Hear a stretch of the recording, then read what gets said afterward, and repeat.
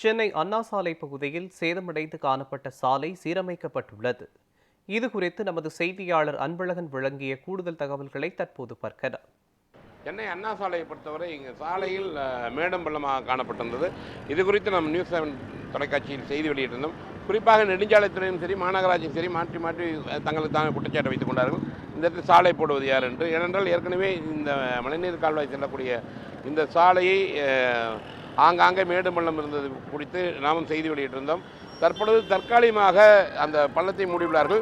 ஆனாலும் நிரந்தர தீர்வு வேண்டும். ஏனென்றால் வரக்கூடிய மழைக்காலம் என்பதால் தொடர்ந்து பாதிப்பு ஏற்படும். இதற்கு நிரந்தர தீர்வாக சரியான முறையில் பாதை வேண்டும். அதற்காக மழை விட்ட பிறகு சாலை அமைப்பதாக தெரிவித்துள்ளார்கள். இருந்தபோதும் தற்பொழுது அந்த பள்ளங்களை அதிகமாக இந்த பள்ளங்களை மூடப்பட்டுள்ளது.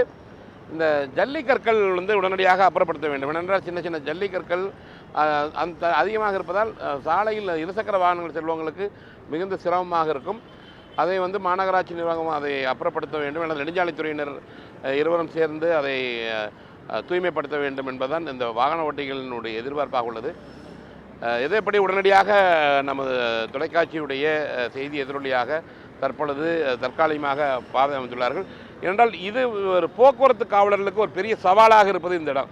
அதிகமாக இந்த இடத்தில் வாகனங்கள் அதிக அளவு வருவதால் போக்குவரத்து ஒரு சிறிதளவு பணியத்தில் போக்குவரத்து பாதிப்பு ஏற்படும். இன்னும் போக்குவரத்து காவலர்களும் சிறு பள்ளம் ஏற்படும் பொழுது அவர்களுக்கான உடனடியாக தற்கால பாதைகள் அமைத்தாலும் கூட மாநகராட்சியும் சரி மாநகராட்சி அதே போல் நெடுஞ்சாலைத்துறை இருவரும் சேர்ந்து இதற்கான நிரந்தர தீர்வாக சரியான முறையில் சாலை அமைக்கப்பட வேண்டும்.